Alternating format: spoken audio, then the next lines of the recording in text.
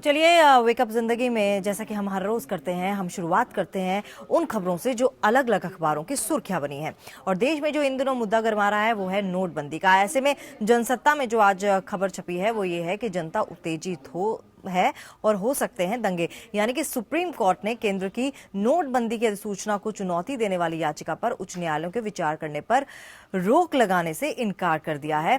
और शीर्ष अदालत ने कहा है कि लोग गंभीर रूप से प्रभावित हैं, ऐसी स्थिति में दंगे भी हो सकते हैं। यानी कि एक बार फिर से विपक्ष को सरकार को विपक्ष जो है कटघरे में लेने की कोशिश कर रहा है। दूसरी खबर जो दैनिक भास्कर में छपी है, जिस बैंक में आपका खाता है आज उसी में बदल पाएंगे आप पुराने नोट, और बुजुर्गों को सभी बैंकों में छूट। यानी कि अगर आपका किसी एक बैंक में खाता है तो आज आप उसी बैंक में जाकर अपने नोट जो हैं वो बदल सकते हैं।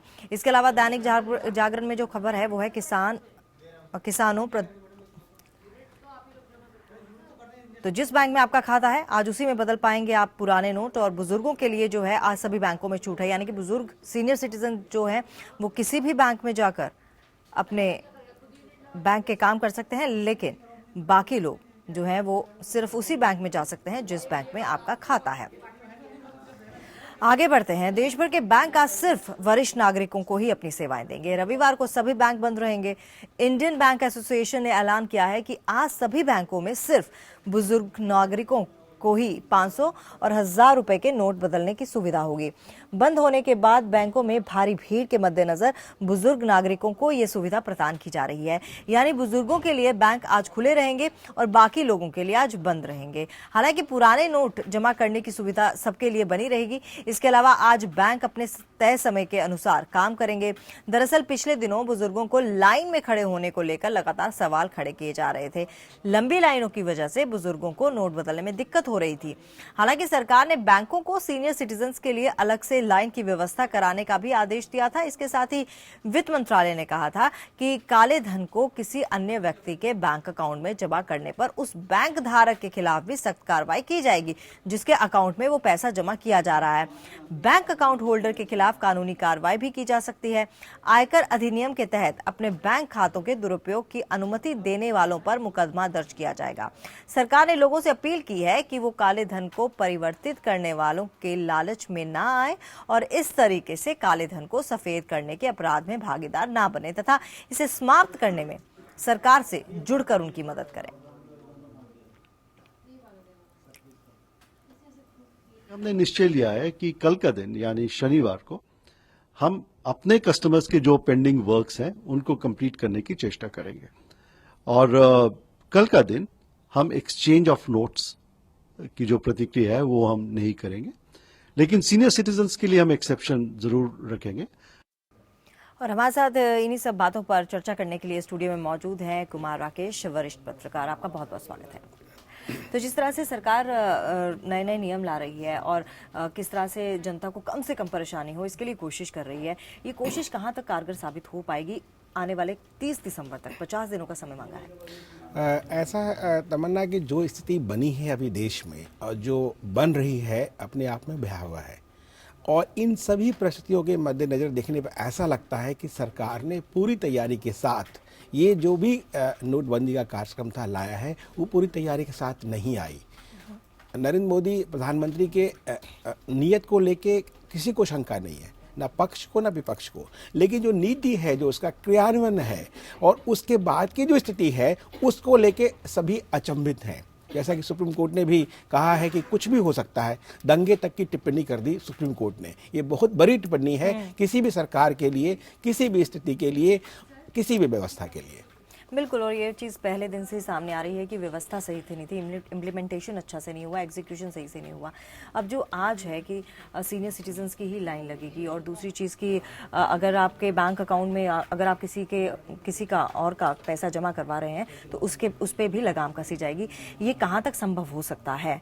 क्योंकि कई ऐसे लोग हैं जो पुराने पैसे जिन्होंने देने हैं तो वो अब निकाल रहे हैं। तो ये कहाँ तक संभव है कि आप उन लोगों पर लगाम लगा पाएंगे जो दूसरों के पैसे अपने अकाउंट में अब जमा कर रहे हैं, ताकि वो वाइट मनी हो सके? देखिए, इस चीज पर आप लगाम नहीं लगा सकते कि कौन किसके पैसे जमा कर रहा है। बिल्कुल, ये व्यवहारिक जो है सत्य है, इसको कोई नकार नहीं सकता। बिल्कुल। दूसरी बात है कि कौन किसके पैसे जमा कर रहा है। आपने 30 दिसंबर तक की डेडलाइन दी है। उस डेडलाइन में आपको पूरा सफाई करनी है देश से। करीब 15 लाख करोड़ 1000 और 500 का नोट रिजर्व बैंक के अनुसार मार्केट में थे, जिसमें 86% के हिसाब से वो सिर्फ चलन में थे, मतलब 14% चलन में नहीं थे।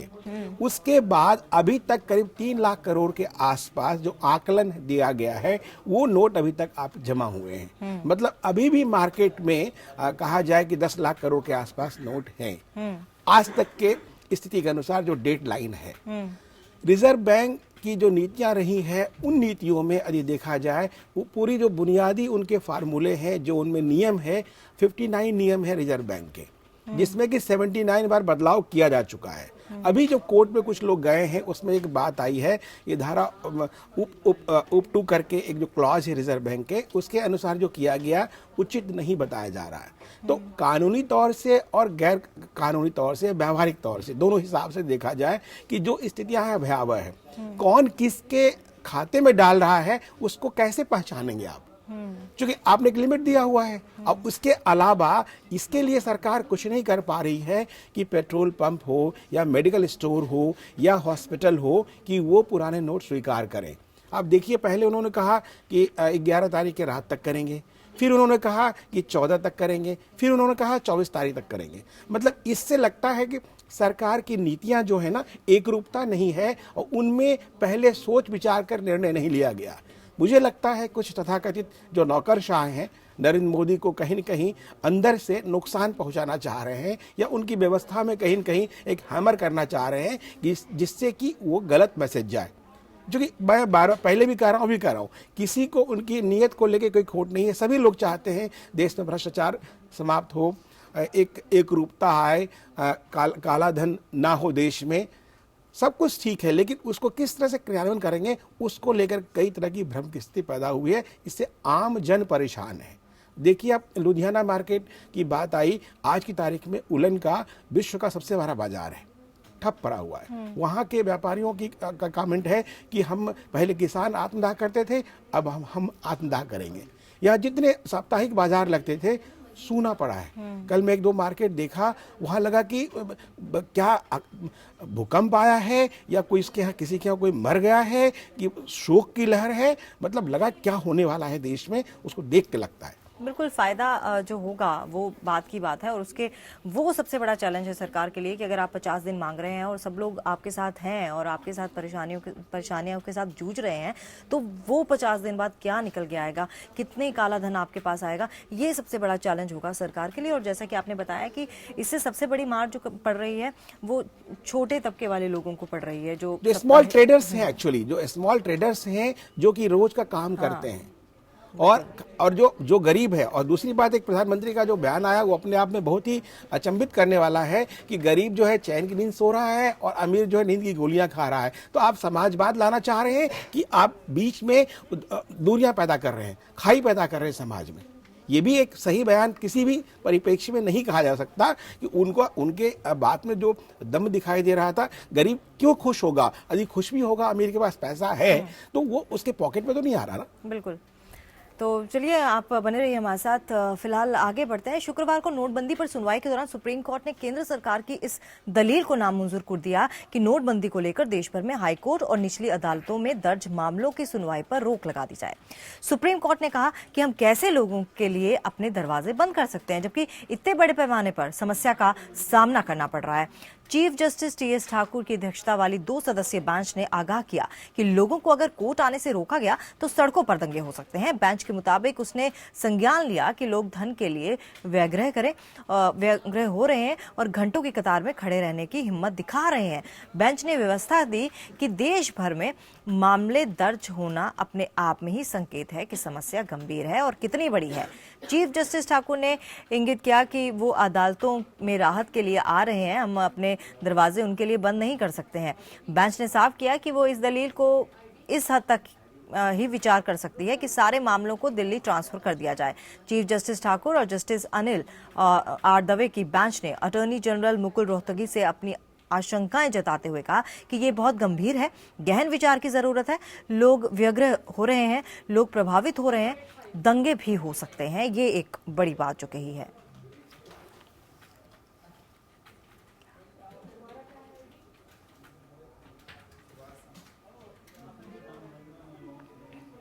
तो सुप्रीम कोर्ट की सख्ती पर राजनेताओं ने क्या प्रतिक्रियाएं दी है, क्या रिएक्शंस आए हैं, वो आप देखिए। होने वाला सिलसिला पिछले 9-10 दिन से, तो सुप्रीम कोर्ट ने भी इस पर नाराज़गी दिखाई है और मुझे अंदाज़ा है कि सुप्रीम कोर्ट ने सरकार से इस बात के बारे में पूछा है कि आपकी तैयारी ठीक नहीं थी और इस संबंध में आप गरीबों को राहत के लिए क्या कदम उठाना चाहते हो। और जाहिर सी बात है कि अपने दरवाजे जो है कोर्ट बंद नहीं कर सकता, क्योंकि कोर्ट बना ही किसके लिए है, हमारी बात सुनने के लिए। एक बार फिर से रुक करते हैं कुमार राकेश जी का। जिस तरह से ये बात कही, जैसे कि आपने कहा कि ये बहुत बड़ी बात कही है कि दंगे भी हो सकते हैं, और सरकार का ये कहना कि आप बात मत सुनिए, ये क्या दिखाता है, कौन सा एटीट्यूड है? देखिए, जहाँ तक प्रधानमंत्री के एटीट्यूड की बात है, किसी से छिपा हुआ नहीं है। आज की तारीख में कहते हैं संस्कृत में एको हम दूजो नास्ति, सिर्फ मैं ही हूँ। शिवो अहम की बात कहें जो हमारी संस्कृति है, तो उसमें जो प्रधानमंत्री की शैली है, जो उनको 93 से मैं बहुत ही करीब से देख रहा हूँ, एक एक उनकी मतलब उनके जो स्टाइल है, जो वर्किंग है, वो किस तरह से मूव करते हैं, किस तरह से निर्णय लेते हैं, जिस तरह से उन्होंने गुजरात में काम किया, पूरे मंत्रालय में, पूरे कैबिनेट में अभी जिस दिन डिसीजन लिया गया, मेरी कई कैबिनेट मिनिस्टर से बात हुई, उनका कहना था कि आए बैठे, 7 बजे का कैबिनेट आहूत थी बैठक, और सब लोग बैठे, और आज भाई आप लोगों को एक निर्णय हम सुनाने वाले हैं, आप थोड़ा इंतजार कीजिए। और कैबिनेट के मीटिंग से ही उठ करके चले गए वो टेलीविज़न पे, और वहाँ उन्होंने घोषणा की। तो जो उनके कैबिनेट के जो मिनिस्टर्स थे वो टीवी से उनको पता चला, जैसा कहते हैं, लेकिन जो सोशल मीडिया में और कई जगहों पे कुछ तथ्य आए हैं, उस पर कहीं कोई रिएक्शन नहीं सरकार का। कुछ अखबारों ने छापा कि 26 अक्टूबर को छाप दिया, किसी उनके बीजेपी के सीनियर लीडर ने ट्वीट किया 6 तारीख को 2000 के नोट। कुछ ऐसे फैक्ट्स हैं, you can't deny the facts. तो फैक्ट्स को आप डिनाई नहीं कर सकते, लेकिन जो उनकी शैली है, यदि आप कहें उनके एटीट्यूड है, तो जग जाहिर है, उसमें मेरे कमेंट से कुछ ऐसा प्लस और माइनस नहीं होने वाला है। वो सबको पता है कि किस शैली में काम कर रहे हैं और करना चाह रहे हैं। वो कर लो दुनिया मुट्ठी में, एक नारा था एक कंपनी का, मैं नाम नहीं लेना चाहता हूँ, कि वो लगा कि सब कुछ आप मुट्ठी में कर लें, पता चला कि सबसे भ्रष्ट कंपनी हो गई और लोगों का शोषण करने में सबसे आगे रही। जितने मतलब उनके ग्राहक थे छूटते चले गए। फिर से एक नई चीज़ें आई हैं, कई चीज़ें दिखाई पड़ रही हैं सब लोगों को।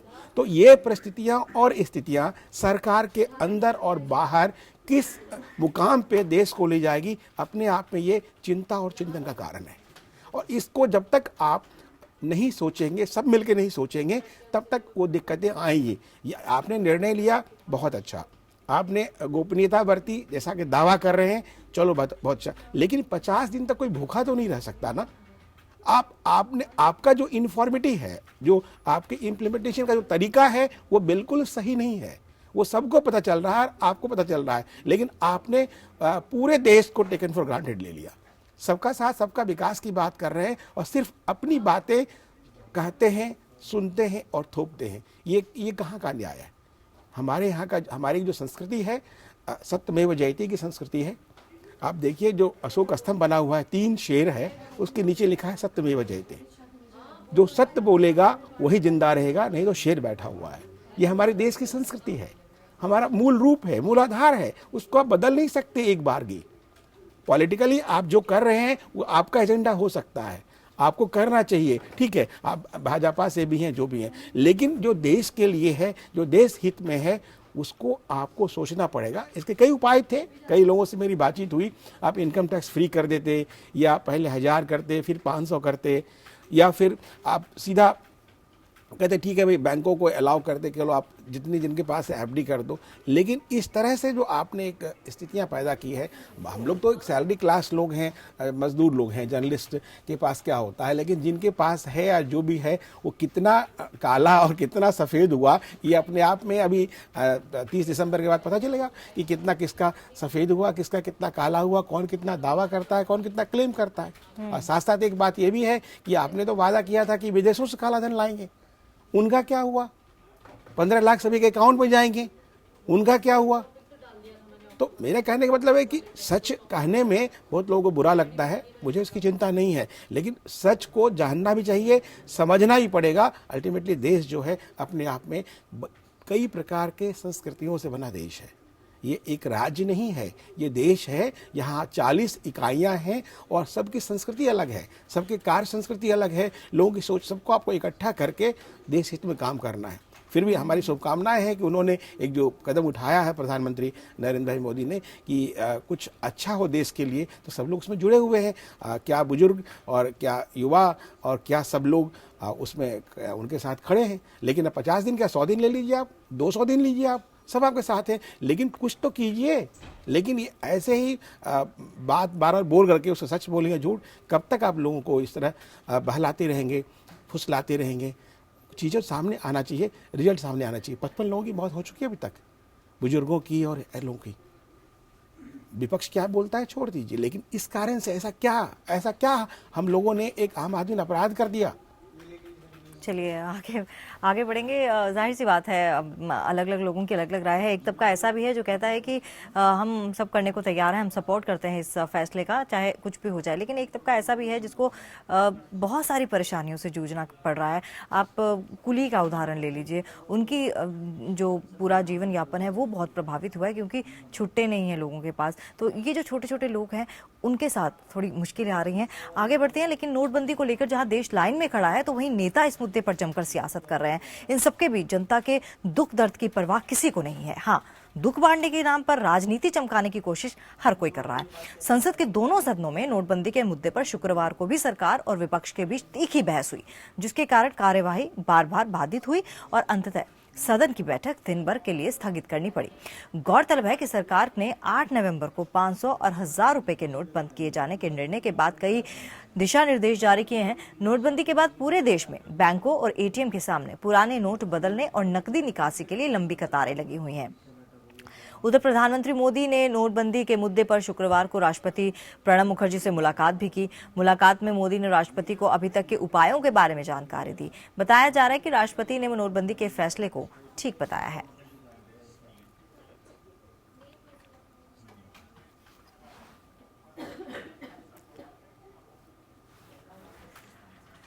और एक तरफ नोटबंदी पर विपक्ष हंगामा कर रहा है, वहीं सरकार अपने फैसले पर अड़ी है। 2 दिनों से हम क्या देख रहे हैं कि राज्यसभा में जो एक अच्छे सुझाव दिए, उसको हमने, जैसे शादियों वाला सुझाव था, हमने उसको इम्प्लीमेंट किया। फिर उनको लगा कि हमारे तर्कों में सार नहीं है, पब्लिक इसको डीमोनेटाइजेशन को पसंद कर रही है, ऐसा उनको लगा। तो उन्होंने एक कुतर्क पकड़ा कि प्रधानमंत्री सदन में आए। नियम बने हुए हैं राज्यसभा के, लोकसभा के चलाने के लिए कि अगर किसी विषय पे चर्चा हो रही है और संबंधित मंत्री उपस्थित है तो चर्चा की जा सकती है। ऐसे हमेशा ही होता है। और लोकसभा में एक जिद पकड़ी है उन्होंने, कांग्रेस ने, कि हम रूल 56 के तहत ही चर्चा चाहते हैं, 193 के तहत चर्चा नहीं चाहते। तो संसद में सियासी संग्राम जो है वो लगातार जारी है। एक बार फिर से रुक करते हैं हमारे वरिष्ठ पत्रकार कुमार राकेश जी का। जब से संसद का ये शीतकालीन सत्र शुरू हुआ है तब से हंगामा हो रहा है नोटबंदी को लेकर।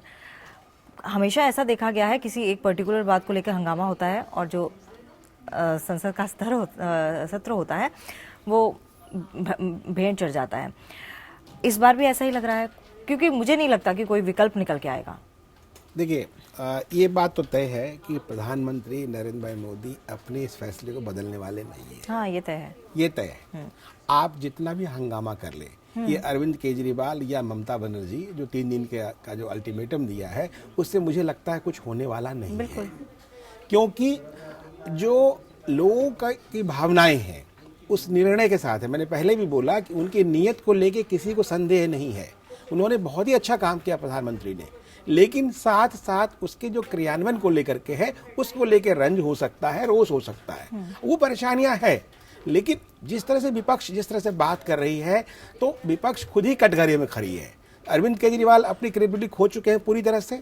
ममता बनर्जी, वेस्ट बंगाल की जो वहाँ स्थिति रही है, नकली नोटों का वो जखीरा रहा वेस्ट बंगाल, और जितने लोग वहाँ से आए हैं जो बांग्लादेशी हैं अवैध, और जितने लोग आते हैं वहाँ पे, और जिस तरह से वहाँ पर सारे जैसे कहते हैं कुकर्म हो रहे हैं उस प्रदेश में, और इनके दोबारा जीती हैं उसके पहले भी प्रदेश का ग्राफ नीचे ही जा रहा है। वहाँ लोगों को सैलरी के पैसे नहीं है उस स्टेट में, यदि उन आंकड़े देखें तो वेस्ट बंगाल का। तो ये दो लोगों ने हंगामा किया, नीतीश कुमार समर्थन कर रहे हैं, बिल्कुल। मुलायम सिंह चुप है, शिवसेना अपने रुख में है। तो मिला जुला करके जो स्थिति है और जो संसद में है, संसद में कवर करता हूँ 1991 से, वहाँ की जो कार्रवाई है और जो वहाँ की प्रोसीडिंग्स है, जो नियम की बात कर रहे हैं, उस नियम में चीज़ें कहाँ से फिट बैठ रही है उसको ये लोग आकलित नहीं कर पा रहे हैं। जो विपक्ष के नेता जो लोग हैं उनको कहाँ पे विरोध करना चाहिए उनको ही समझ में नहीं आ रहा है कि विरोध के लिए विरोध कर रहे हैं या सैद्धांतिक विरोध कर रहे हैं या उनको क्या करना चाहिए। मुद्दा इस बात का है। और जो भी संसदीय कार्रवाई है वो तो चलेगी। और ये भी बता दें, संसदीय कार्रवाई जो है उसके शुरू होने के पहले एक BAC बोलते हैं, बिजनेस एडवाइजरी कमेटी, उसको हिंदी में बोलते हैं कार्य मंत्रणा समिति, उसमें पहले ही एजेंडा दिन का तय होता है कि दिन भर में क्या होगा, जो शायद बहुत कम लोगों को पता है। तो उसमें तय हो जाता है कि सदन चलेगी या नहीं चलेगी, उसकी कार्रवाई चलने देनी है नहीं देनी है। पब्लिक को बाद में पता चलता है कि ठप कर दी गई, स्थगित कर दी गई, लेकिन वो तय पहले हो जाता है कितने दिन चलेगा कितने दिन नहीं चलेगा। तो इसलिए उसमें भी सबकी एक मिलीजुली भागीदारी होती है, लेकिन अपने अपने बातों को रखना है और पब्लिक कंजम्पशन के लिए लोगों को बताना है। तो वो भी एक शैली है संसदीय कार्रवाई की और संसदीय लोकतंत्र की। लेकिन मुझे लगता है कि ये मुद्दा ज़्यादा विपक्ष खींच नहीं पाएगा क्योंकि उसमें उतना दम नहीं है। क्योंकि ये जो भावना है, जो मूल भावना है प्रधानमंत्री नरेंद्र मोदी की, वो बहुत ही अच्छी भावना है देश के लिए भी। और जिस तरह से विश्व की मीडिया ने उनको सराहा है वो अपने आप में, कि विदेश का कोई व्यक्ति, आपको पता होगा, हमको पता है कि कोई आता था चेक लेकर के तो कभी कोई प्रॉपर्टी खरीद नहीं पाता था, कहते थे कितना ब्लैक और कितना व्हाइट है। तो कम से कम उस संस्कृति से तो मुक्ति मिल रही है। और अब रही बात है कि देश का जो पॉपुलेशन है, जो आबादी है, उसके अनुसार थोड़ा सा इनको व्यवस्था को, इंफ्रास्ट्रक्चर को ठीक करना चाहिए था। मेन चीज है वो यही है कि आपने फैसला सही लिया, आपके साथ पूरी देश की जनता है, लेकिन अगर एग्जीक्यूशन सही से हो जाता तो फिर शायद सोने पे सुहागा वाली बात हो जाती और किसी को किसी तरह की कोई दिक्कत ना होती इस फैसले को लेकर। आपका तमाम जानकारी के लिए बहुत बहुत धन्यवाद। आज सीएम अखिलेश यादव आज सूबे की जनता को डायल 100 की सौगात दे सकते हैं। आज लखनऊ में अखिलेश यूपी पुलिस की इस प्रभावशाली हाईटेक परियोजना का उद्घाटन करेंगे। इससे पहले शुक्रवार को 100 डायल का एक विज्ञापन भी जारी हुआ है।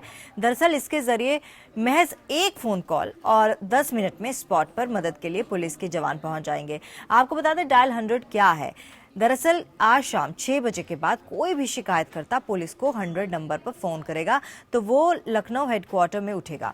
वहां शिकायतकर्ता की लोकेशन ट्रेस हो जाएगी। पूरी शिकायत नोट करने के बाद हेडक्वार्टर से जो गाड़ी सबसे नजदीक होगी उसको तुरंत घटनास्थल पर भेजा जाएगा। डायल 100 सेवा का प्रारंभ जो है वो जीपीएस से लैस होगा और 83 गाड़ियां इस जीपीएस के द्वारा चलेंगी। हर गाड़ी में ड्राइवर के अलावा एक हेड कांस्टेबल और 2 कांस्टेबल मौजूद रहेंगे। बता दें आपको, यूपी 100 नाम से शुरू की गई इस परियोजना का खाका जो है वो 5 दिसंबर 2014 से बुना जा रहा था, जिसकी मदद से एम्बुलेंस की तर्ज पर जरूरतमंद के पास पुलिस की मदद पहुंचाई जा सके। ये सीएम अखिलेश यादव का एक तरह से ड्रीम प्रोजेक्ट भी कहा जा सकता है।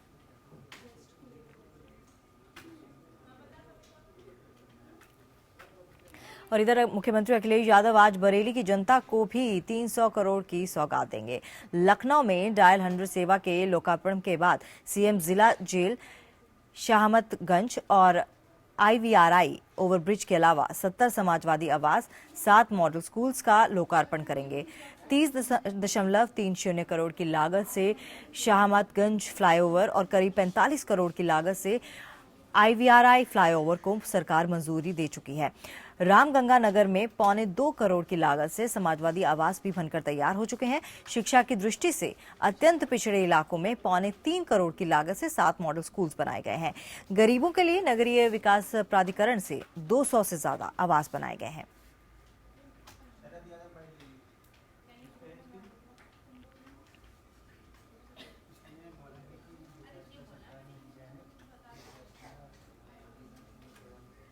और इसी खबर पर लाइव हमारे साथ जुड़ चुकी है हमारी संवाददाता अनामिका।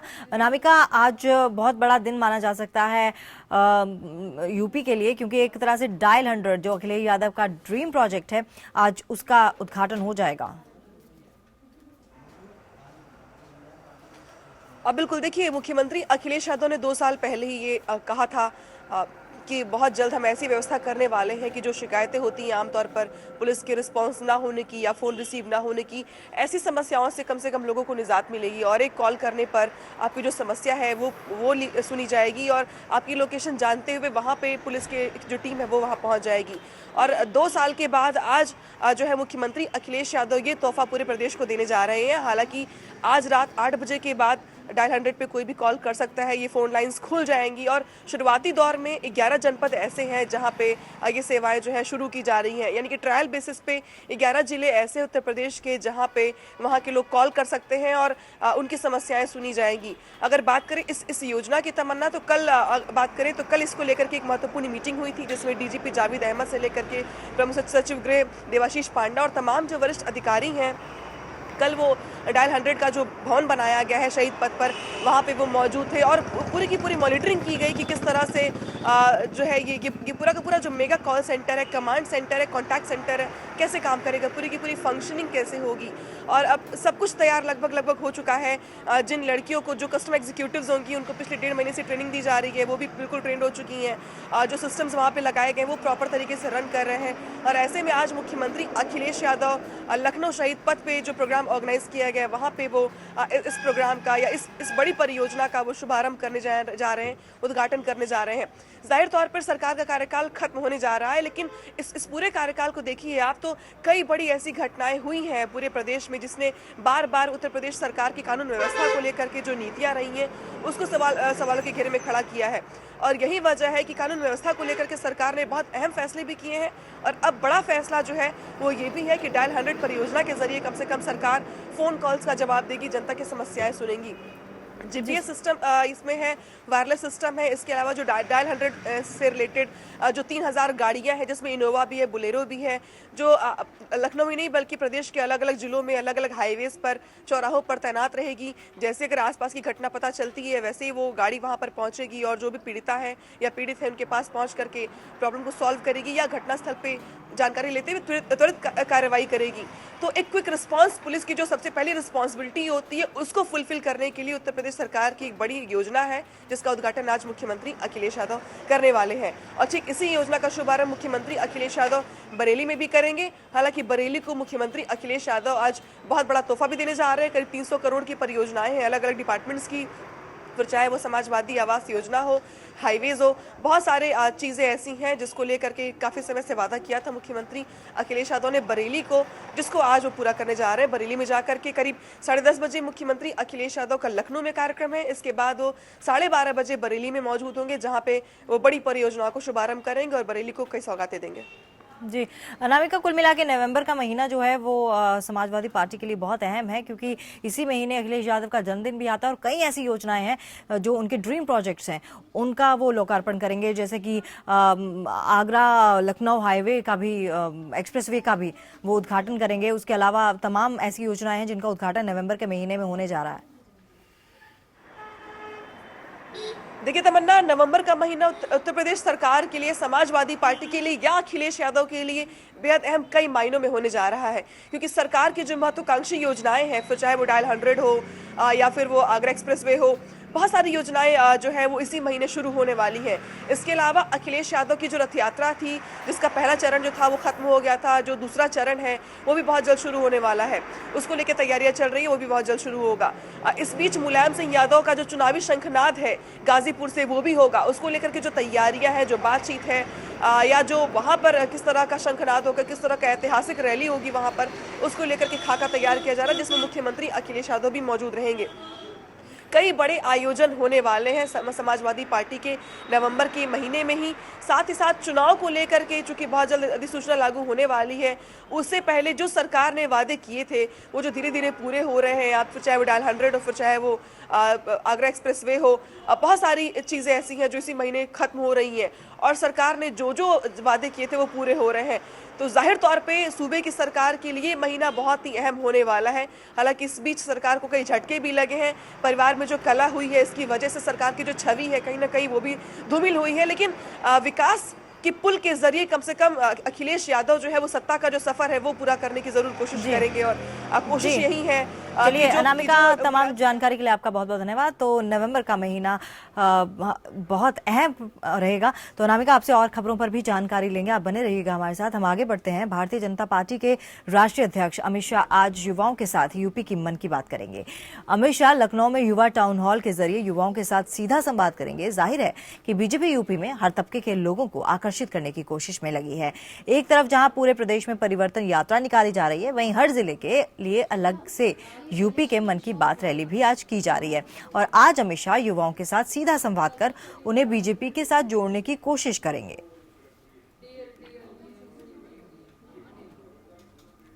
एक बार फिर से रुक करते हैं अनामिका का, हमारी संवाददाता। अनामिका, आज भी एक रैली है बीजेपी की, परिवर्तन रैली है, जिसको मन की बात करेंगे अमित शाह उस रैली के दौरान। आपसे ये जानना चाहेंगे, जितनी भी इस दौरान अभी रैली हुई है, जिसमें जो इसी विवाद के बीच घिर गई कि जो लोग थे वो पैसा देके बुलाए गए थे, इस रैली में कितने लोगों की जुड़ने की उम्मीद है? और देखिए तमन्ना, अगर बात करें इस पूरे खबर की, तो वैसे तो पूरे प्रदेश में बीजेपी की जो परिवर्तन यात्रा है वो रनिंग है, वो चल रही है। अलग अलग जिलों में उनका भव्य स्वागत किया जा रहा है। जनता के बीच में संदेश दिया जा रहा है कि केंद्र सरकार ने कितना काम किया 2.5 साल के अपने कार्यकाल में। लेकिन अगर आज के कार्यक्रम की बात की जाए तो आज अमित शाह जो बीजेपी के राष्ट्रीय अध्यक्ष हैं, वो लखनऊ के बाबू बनारसी दास कॉलेज में यूथ को संबोधित करने वाले हैं और यूपी के मन की बात करने वाले हैं। तो यूथ को संबोधित करते वक्त अमित शाह का जो टारगेट है, जो उद्देश्य है, वो यही है कि कम से कम जो प्रदेश के युवा है वो ज़्यादा से ज़्यादा बीजेपी के साथ जुड़े, क्योंकि माना जाता है कि जो युवा है जिसने 2012 में अखिलेश यादव का साथ दिया था, उसको बीजेपी अपने पाले में करने की कोशिश कर रही है। और यही वजह है कि पिछले दिनों हमने ये भी देखा है कि बीजेपी ने प्रदेश के सभी जिलों में युवा सम्मेलन किए हैं। और अब बीजेपी जो है वो यूथ सम्मेलन के जरिए आज अमित शाह यूथ को संबोधित करने वाले हैं। जाहिर तौर पर लोकसभा चुनाव के दौरान आपको याद होगा कि किस तरह से चाय पे चर्चा करके एक प्रोग्राम बहुत ही फेमस हुआ था, बहुत ही पॉपुलर हुआ था, जिसको वीडियो कॉन्फ्रेंसिंग के जरिए प्रधानमंत्री मोदी ने भी कई बार संबोधित किया और कम से कम कनेक्टिविटी जो है बीजेपी की वो गाँव-गाँव तक, घर-घर तक जोड़ने की कोशिश की।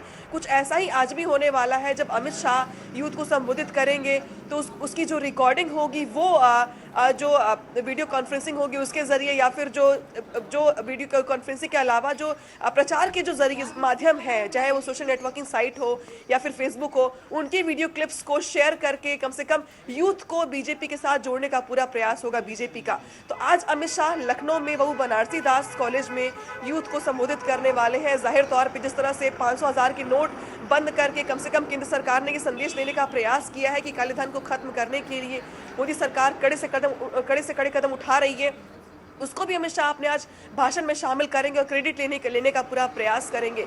और चूंकि उत्तर प्रदेश में बहुत जल्द चुनाव होने वाले हैं तमन्ना, तो ऐसे में कम से कम ये जो यूथ संबोधन है ये अपने आप में बेहद खास हो जाता है।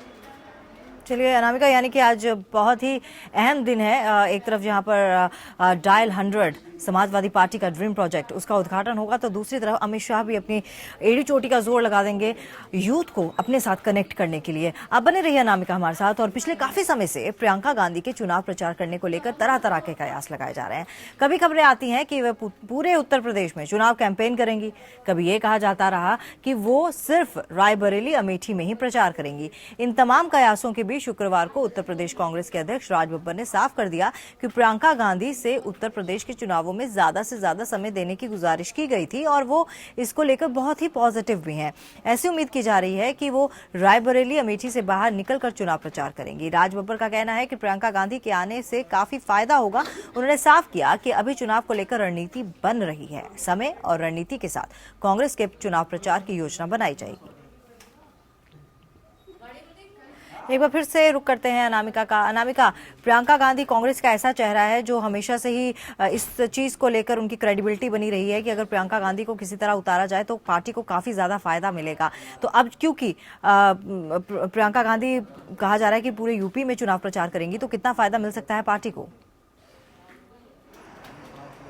देखिए, अगर बात करें तो प्रियंका गांधी को काफ़ी समय से ये चर्चा में था कि प्रियंका गांधी बहुत जल्द आने वाली उत्तर प्रदेश और यहाँ पे वो रैली करके संबोधन दे करके अपना पार्टी का चुनाव प्रचार करने वाली है। लेकिन काफ़ी समय से अटकलों के बीच ये भी खबर है कि प्रियंका गांधी जो है राष्ट्रीय राजनीति में ज़्यादा फोकस करना चाहती है। उत्तर प्रदेश की राजनीति में वो जो एक रणनीति बनाई जा रही है उसके तहत प्रियंका गांधी के आने की बहुत कम उम्मीद है।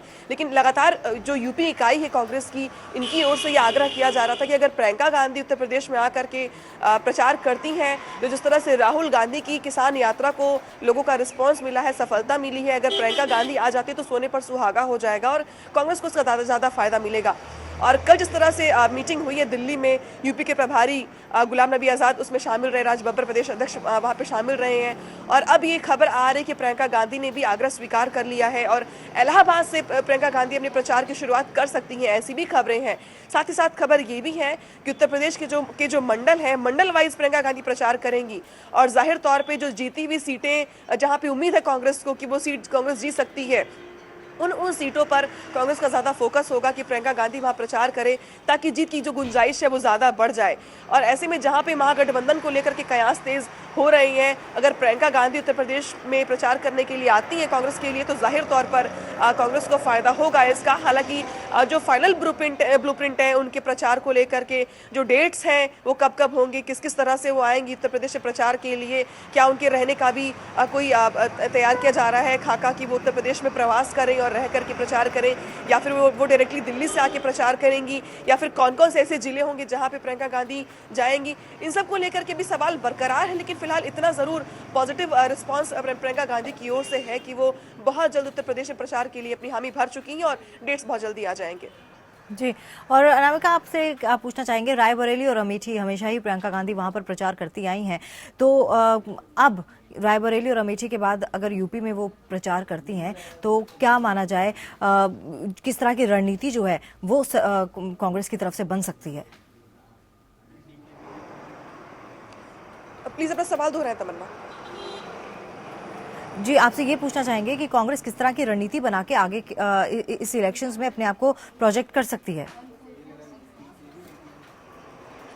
देखिए, अगर बात करें कांग्रेस की रणनीति की, तो फिलहाल आपने देखा होगा कि किस तरह से राहुल गांधी ने खाट सभाएं की हैं, और जिस तरह से राहुल गांधी की इस खाट सभाओं में भीड़ उमड़ी है, जाहिर तौर पर कहीं ना कहीं कांग्रेस को भी एक अच्छा फीडबैक मिला है और एक उत्साहवर्धन जो होता है वो कांग्रेस का हुआ है। और इसी मौके को कम से कम कांग्रेस भुनाना चाहती है और कांग्रेस को ये लगता है कि जिस तरह से प्रदेश के अलग अलग जिलों में कार्यकर्ता बेहद उत्साहित हैं, अगर ऐसे में प्रियंका गांधी भी आकर के प्रचार करती हैं तो जाहिर तौर पर कांग्रेस को फायदा होगा। हालांकि इस बार कांग्रेस ने जिस तरह से ब्राह्मण कार्ड खेला है, और ये खबरें ये भी आई कि जिस तरह से उत्तर प्रदेश की जो सभी विधानसभा सीटें हैं उसमें से 100 सीटें कांग्रेस जो है वहां पे ब्राह्मण कैंडिडेट्स को ज्यादा फोकस करने वाली है, ब्राह्मणों को देने वाली है। तो ब्राह्मण कार्ड के जरिए कम से कम कांग्रेस जो है अपने आप को उत्तर प्रदेश की फाइट में लाना चाहती है। और अगर आगे की रणनीति की अगर बात करें तो ऐसे में जब राहुल गांधी की खाट सभाएं खत्म हो चुकी हैं, प्रियंका गांधी के वापस प्रचार करने की बात यहाँ पे की जा रही है, बहुत जल्द सोनिया गांधी भी प्रचार में उतरेंगी, ऐसी खबरें हैं। वहीं दूसरी ओर प्रशांत किशोर जो है लगातार जो गठबंधन के लिए प्रयास कर रहे हैं, मुलायम सिंह यादव से लेकर के अखिलेश यादव तक उनकी कई दौर में बातचीत हुई है। हालांकि फाइनल स्टेज पर ये बातचीत नहीं पहुंची और मुलायम सिंह यादव ने ये ऐलान करके सभी कयासों को खारिज कर दिया कि उत्तर प्रदेश में समाजवादी पार्टी किसी के साथ गठबंधन नहीं करेगी। तो ऐसे में अगर कांग्रेस अकेले अपने दम पर उतरती है तो उससे ज्यादा मेहनत करनी होगी, और सिर्फ खाट सभाओं के जरिए ही नहीं बल्कि प्रियंका गांधी जब प्रचार में आती है उसके बाद बूथ लेवल पर भी कांग्रेस को काम करना होगा। और इसके अलावा जिस तरह से जमीनी स्तर पे जो प्रत्याशी हैं उनके लेवल पर भी प्रशांत किशोर को काफी काम करना होगा अगर कांग्रेस फिर से अपने आप को फाइट में लाना चाहती है या फिर सीटों में इजाफा चाहती है तो। लेकिन फिलहाल अगर बात करें प्रशांत किशोर की रणनीति की, तो कल जिस तरह से दिल्ली में मीटिंग हुई है तो प्रशांत किशोर भी वहां पर मौजूद थे और जो रणनीतियां बन रही हैं उसको भी जमीन पर उतारा जा रहा है, जिसमें पहला स्टेज जो है वो प्रियंका गांधी को प्रचार में उतारने का है। तमन्ना, चलिए अनामिका, आप बने रहिए हमारे साथ। अगली खबर की तरफ बढ़ते हैं। सड़क हादसे में घायल यूपी के प्रमुख सचिव सूचना नवनीत सहगल को आज गुड़गांव के मेदांता अस्पताल लाया जाएगा। शुक्रवार को आगरा लखनऊ एक्सप्रेसवे पर एयर शो से लौटने के दौरान प्रमुख सचिव सूचना नवनीत सहगल सड़क हादसे में घायल हो गए थे। उन्हें सर पर चोट आई थी, साथ ही उनके दाहिने पैर में फ्रैक्चर है। हसनगंज के पास सामने से आ रही एक निजी वाहन नवनीत सहगल की गाड़ी से टकरा गई, जिसमें नवनीत सहगल के अलावा अन्य 5 लोग घायल हो गए। नवनीत सहगल को इलाज के लिए लखनऊ के KGMU ट्रॉमा सेंटर में भर्ती कराया गया। उनकी हालत चिंताजनक है। आज उन्हें एयर एम्बुलेंस से मेदांता अस्पताल लाया जाएगा। उनके दाहिने पैर में फ्रैक्चर है। नवनीत सहगल के जबड़े और जांघ में भी फ्रैक्चर है। हादसे की जानकारी मिलते ही ट्रॉमा सेंटर पर तमाम बड़े अधिकारी और नेता भी पहुंचे। KGMU लखनऊ में नवनीत सहगल में से CM अखिलेश यादव ने भी मुलाकात की थी।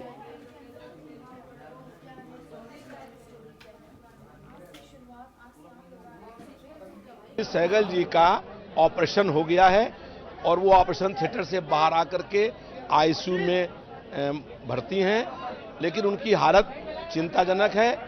कल सुबह 8 बजे उनको एयर एम्बुलेंस से वेदांता ले जाया जाएगा।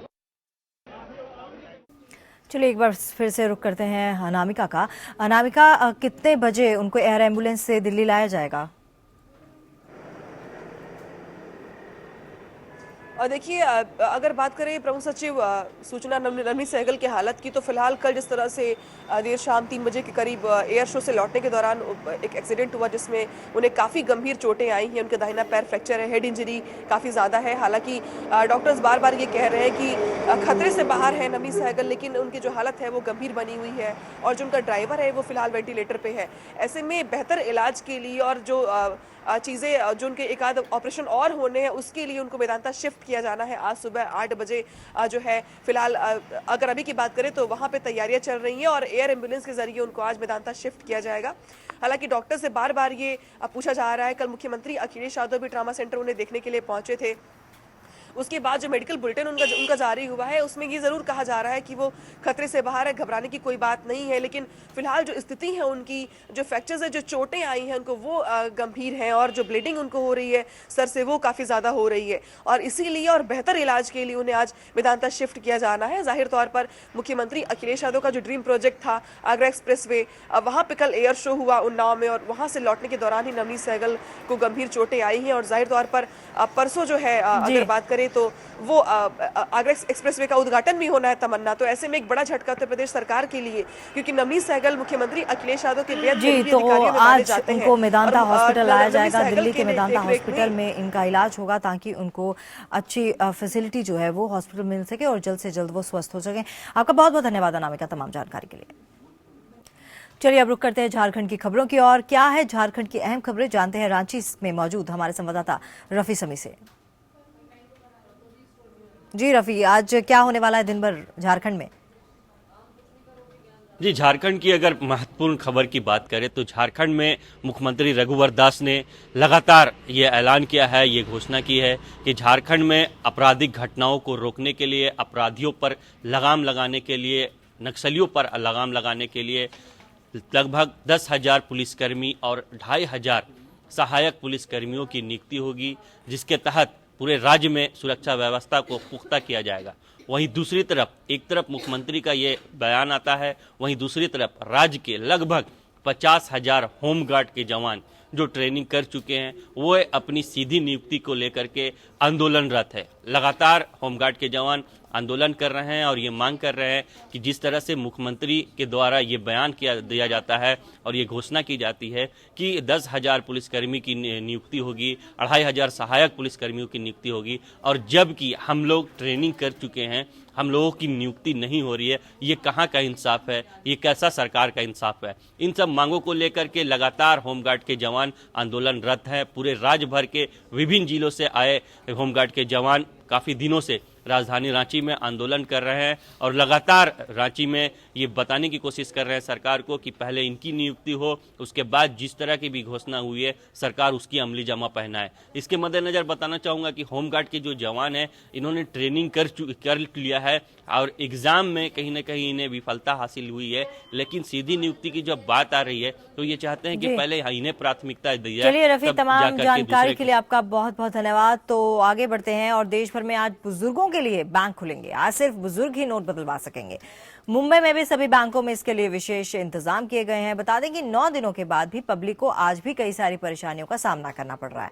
छुट्टे पैसे नहीं है और ATM मशीनें ठप पड़ी हैं और सरकार रोजाना नियमों में बदलाव कर लोगों को सहूलियत देने की कोशिश में लगी है, लेकिन बैंकों और ATM के बाहर भीड़ कम नहीं हो रही है।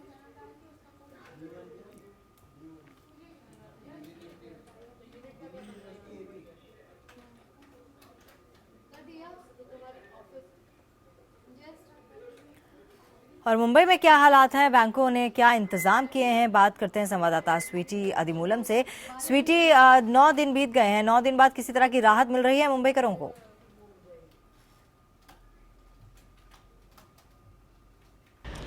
जी बिल्कुल, जो है निर्णय लिया गया है बैंक एसोसिएशन की तरफ से। उन्होंने पत्रकार परिषद ली थी और उन्होंने बताया कि रविवार को जो है वो बैंकें खुली नहीं होगी और वही शनिवार को जो भी है बैंक जो हाफ डे पे काम करती है वैसे ही काम किया जाएगा। और खास तौर पर बताया गया है कि आज जो है सीनियर सिटीजन्स और जो बैंक के जो खातेदार होंगे उन्हें ही पैसे दिए जाएंगे और उन्हें ही वो प्रायोरिटी दी जाएगी। तो कहीं ना कहीं आज जो है सीनियर सिटीजन्स या फिर जो वरिष्ठ नागरिक है उन्हें ही महत्व दिया जाएगा।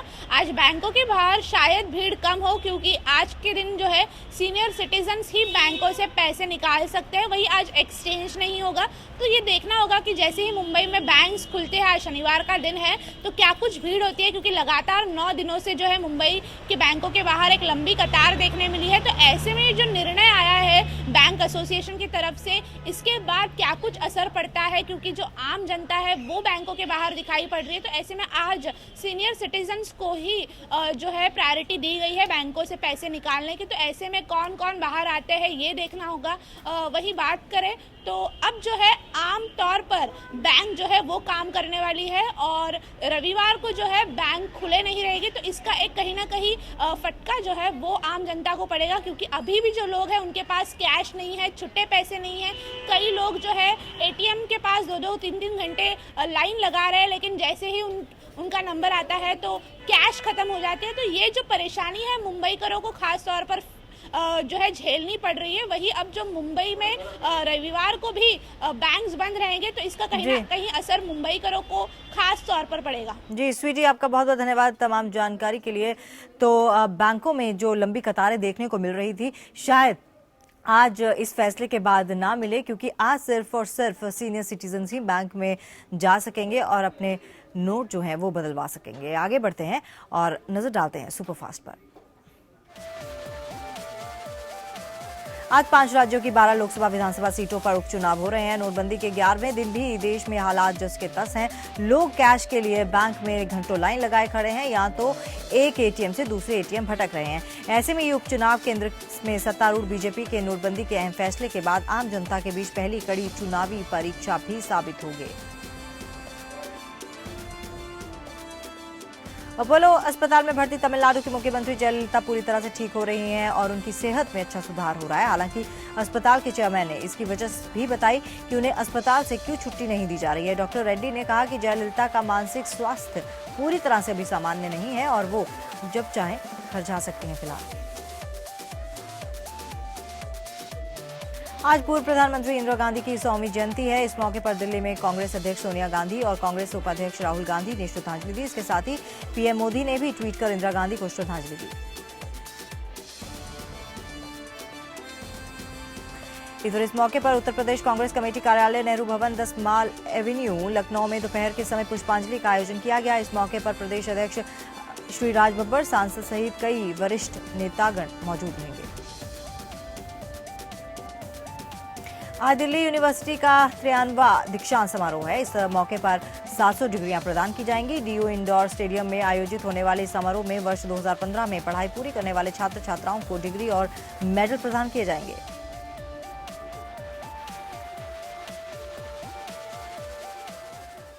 तो वेकअप जिंदगी में आज मेरे साथ इतना ही। बाकी खबरों के लिए आप बने रहिए हमारे साथ, देखते रहिए एपीएन न्यूज़।